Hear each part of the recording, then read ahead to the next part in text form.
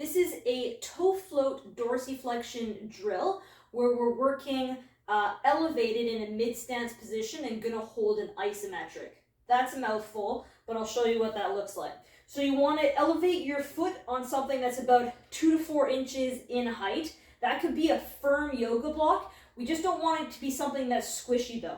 So I've got my whole foot except for my toes connected. So I've got the heel, I've got the base of the big toe and the base of the pinky toe connected here. And what I'm going to be doing is I'm going to get into a split stance position here where a majority of my weight is in this right heel. So about 80 to 90% of my weight is in this front heel, and I'm going to drive my weight forward with my knee, pointing that knee kind of at that middle toe, okay?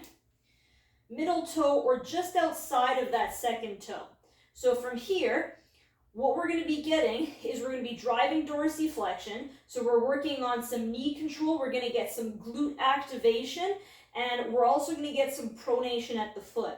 So 80 to 90% of that weight there. I'm going to drive that knee forward just until I can still keep that 80 to 90% on. From here, I should feel some of my right glute engaged.